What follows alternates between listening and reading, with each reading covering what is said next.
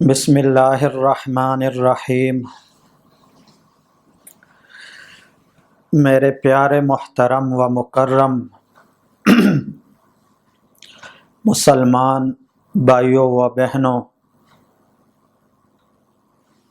آج کی اس نشست میں ایمان کے متعلق حضرت بہلول رحمہ اللہ کا واقعہ بیان کروں گا۔ ایمان کے متعلق حضرت بہلول کا واقعہ، جس کی وضاحت یہ ہے کہ ایک مرتبہ حضرت بہلول رحمہ اللہ مٹی کے چھوٹے گھر بنا رہے تھے، جیسے چھوٹے بچوں کی عادت ہوتی ہے۔ اسی طرح حضرت بہلول رحمہ اللہ بھی گھر بنا رہے تھے مٹی کے، کہ اچانک بادشاہ وقت ہارون الرشید بادشاہ کی آمد ہوئی۔ وہ اس راستے سے گزر رہے تھے۔ فرمایا، بہلول یہ کیا کر رہے ہو؟ حضرت بہلول نے جواب دیا، یہ مٹی کے چھوٹے گھر بنا رہا ہوں۔ بادشاہ نے کہا، مقصد کیا ہے بنانے کا؟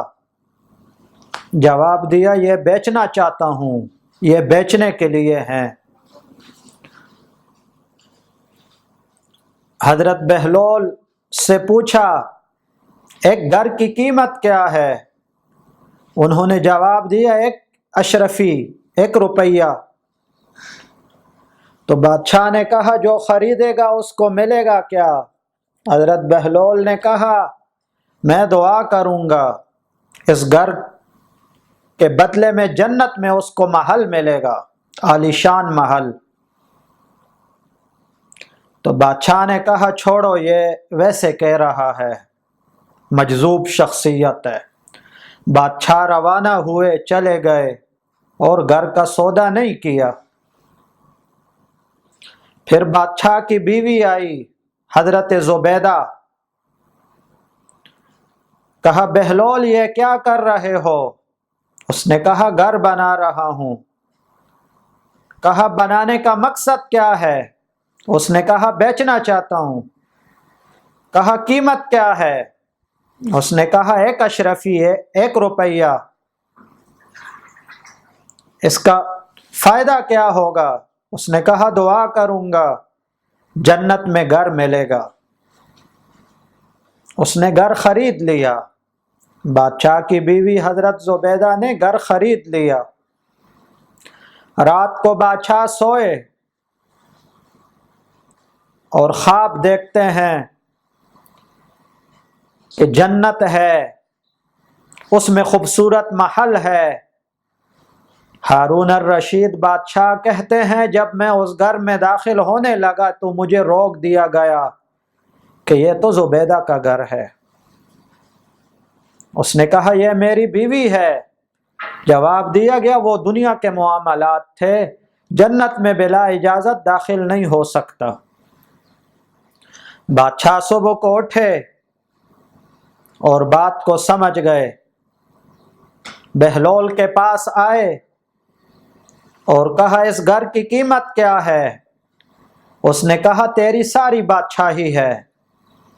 بادشاہ نے کہا، کل 1 روپیہ 1 اشرفی مانگ رہے تھے، آج ساری بادشاہی کی قیمت مانگ رہے ہو۔ بہلول نے کہا، کل بن دیکھے واقعہ تھا اور آج دیکھنے کے بعد ہے، کل دیکھا نہیں تھا اور آج دیکھنے کے بعد سودا ہو رہا ہے۔ تو اس کو کہا جاتا ہے ایمان بالمشاہدہ، ایک بات دیکھنا اور ایمان لانا، اور دوسرا ہے بن دیکھے ایمان لانا۔ تو اسی کی بنا پر اور اسی کے پیش نظر اللہ جل جلالہ سے درخواست ہے کہ ہمارا ایمان کامل بن جائے۔ وما علینا الا البلاغ۔